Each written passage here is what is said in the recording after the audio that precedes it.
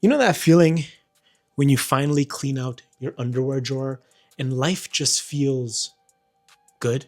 Or when you finally take a few minutes out of your day to finally clean or declutter your closet and life just feels good and you feel like you can do anything.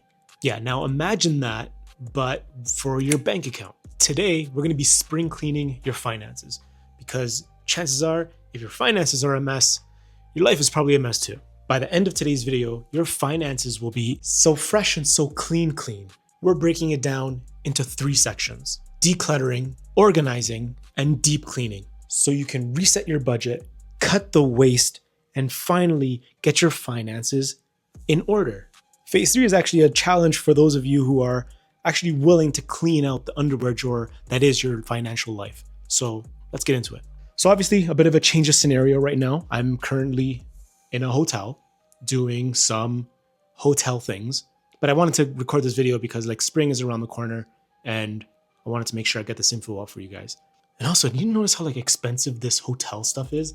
This is crazy. I came in thinking that this like chocolate bar was for me and it was compliments of like the hotel.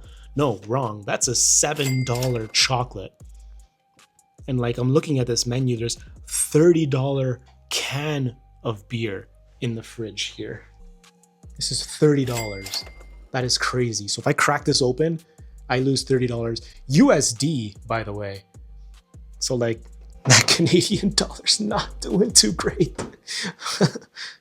Anyway, let's get back to the video, which is phase 1 of spring cleaning, which is to declutter your money mess. Spring cleaning isn't just for that mystery Tupperware lid that you found and you're keeping for some reason. So step 1 of decluttering is to audit your subscriptions. You know that free trial that you started 6 months ago? Yeah, so you're still being charged for that, by the way. It's time to Marie Kondo your bank statement and cancel anything that doesn't spark joy or, actually get used. Don't justify keeping a subscription for one show. You're better than that. Step 2 of phase 1, it's not confusing at all, hope you're still with me, is to stop paying for convenience. Those $8 delivery fees that you're paying for the food that you're ordering, that stacks up. Cook at home. Use cashback credit cards and start treating your money like it matters. And step number 3 of phase 1, evaluate your recurring bills. Call your internet provider, negotiate with your insurance, and stop overpaying for things just because you're too lazy to make a phone call. You're paying for unlimited minutes on your phone. I know you are. Take advantage of that. Side note, are you old enough to remember when there was limits to the amount of minutes that you had on your cell phone plan? Are you? And anyone? Just me? Anyways, on to phase 2. Phase 2 is to organize like a boss. I don't know what I'm doing. Why am I coming out of the closet? This doesn't mean anything. Don't think of this any deeper. Think of this as like the label maker stage of your finances. Step 4, which is actually part of phase 2, automate everything. Bills, savings, investments. If it can be automated, do it. Less effort, fewer late fees, more time for actually enjoying your money. I personally automate my spending money. And every time I manage to not spend it all, it piles up with my next month's spending money. Then I get to do some pretty cool stuff. Side note, there are slippers in this closet.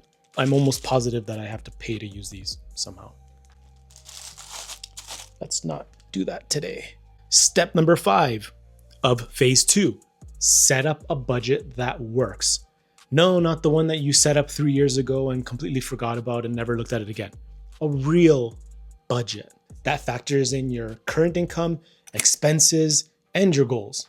There is a free spreadsheet that I made down in the description below, along with a link to a video that I made explaining exactly how I use that spreadsheet and how I used it to eliminate close to $100,000 in debt.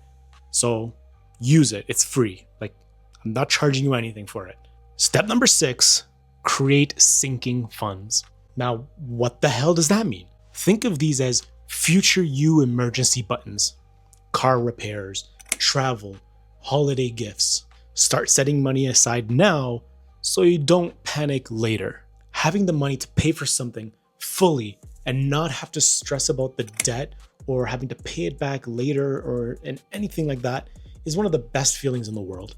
If you've enjoyed the sounds that my mouth is putting in your ears, then consider liking this video. That will tell YouTube that I don't completely suck. So yeah, let's continue on to phase number 3, the deep clean challenge. Let's see who's actually down to do their spring cleaning. This is a challenge for you guys. And step 7, do a no spending challenge. Pick a week or a month if you're feeling bold, where you only buy essentials. Trust me, this is gonna be one of the most eye-opening exercises you'll ever do. You actually might not wanna go back, which is a danger of its own. Step number 8, check your credit report. It's free. You know that banking app that you've been avoiding? Most likely has the ability to check your credit score. And if someone out there is ruining your credit score with a stolen credit card or your identity theft or whatever it is, you might want to know about it, and your credit score will show that. Also important because you'll need that credit score if you eventually want to buy a house or like a Lambo. I know nothing of buying Lambos, but I'm sure they do some sort of credit check like a regular car would. Step number 9, boost your savings rate. Move your money into a high yield savings account. Because if you're gonna save, make sure that savings is actually doing something for you. I used to just leave my money in like a regular savings account, and I would genuinely have these conversations with my wife where I would make a penny every like 3 months. And you look at that and you're like, what the hell? Like a penny? That's like literally nothing. They don't even make those anymore. Well, you live and you learn. So try it.